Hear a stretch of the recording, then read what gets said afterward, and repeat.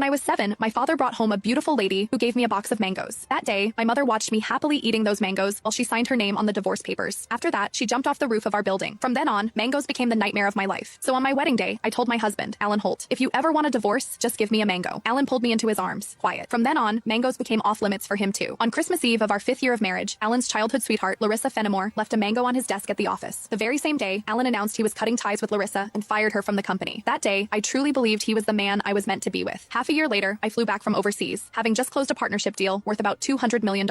At the celebration dinner, Alan handed me a drink. After I had finished half the glass, his so-called childhood sweetheart, the woman who had been kicked out of the company, stood behind me with a big grin and asked, "Does the mango juice taste good?" I stared at Alan in disbelief, and he was trying hard not to laugh. "Don't be mad. Larissa insisted I played a little joke on you. I didn't actually give you a mango. I just gave you a bottle of mango juice. But I think she's right. The fact that you don't eat mangoes is a real problem. You were really enjoying that juice just now." My face went cold. I lifted my hand and threw the rest of the mango juice in his face, then turned around and walked away. Some things are never a joke. I wouldn't kid around with mangoes or divorce. Ms. Mendez, your stomach condition flared up again because of stress and emotional triggers. If there's something you really don't like to eat, you mustn't force it down again. The next time might not just be a stomach ache. We might have to remove part of your stomach. Stay in the hospital for observation for 1 day and contact your family as soon as you can. When I heard the doctor say that, I went completely quiet. For the sake of a new project, I had been overseas for 39 straight days, working day and night, and I finally made it back in one piece. I never expected that at the celebration dinner, one glass of mango juice from Alan would land me right in a hospital bed. Out of habit, I tapped open my pinned chat on WhatsApp, typed 2 words, and then realized something felt off. Looking closely, I confirmed that it was Alan Holt. He had just changed his profile picture. Now, it was a green mango. While I was staring blankly at the chat window, Alan's call came through. He sounded cold. "I'm already home. Where are you?" I said nothing. Any other time, I would soften my voice and act like a spoiled little girl with him. But tonight, I honestly didn't know what to say. Alan sounded annoyed. "Myra, how long are you planning to keep this up?" "I'm at the hospital." Alan went quiet. He had never shown much interest in my health. He would never have guessed that one glass of mango juice from him would send me straight to the emergency room. "Stay put at the hospital. I'm coming over right now." I didn't want to deal with him, but my body was so weak that I didn't feel like moving at all. Time dragged by. The doctor came in to check on me 3 different times, and Alan still didn't show up. Right before I went to sleep, I glanced at my phone one last time and saw Larissa Fenimore's new post on her social feed. "Every time I get hurt, my knight in shining armor shows up. I'm so lucky." The picture under it was a shot of Alan putting a bandage on her. Larissa's profile picture was a yellow mango. It was pretty, but it made me sick. Alan and I had known each other for 10 years, and he had always known exactly where my bottom line was. After so many years in business, he also knew perfectly well how to keep a proper distance from other women. But now, he kept crossing that line again and again. In that case, our marriage and the newest project I had negotiated no longer needed to exist. I had closed a $200 million deal in West Arkin that could have changed the company's future, but at that moment, it didn't matter anymore. When I woke up the next morning, Alan hadn't sent a single message or made a single call. I wasn't even angry. After the follow-up check confirmed I was fine, I went straight home to a 5,300 square foot luxury villa that Alan and I had bought the previous year. 7 years ago, when we graduated, we squeezed into a basement room and shared 1 cup of instant noodles. 5 years ago, when we registered our marriage, we ate at a street food stall and went home with a tiny 4-inch cake. Now, I was alone in a huge empty house, nursing my wounds by myself.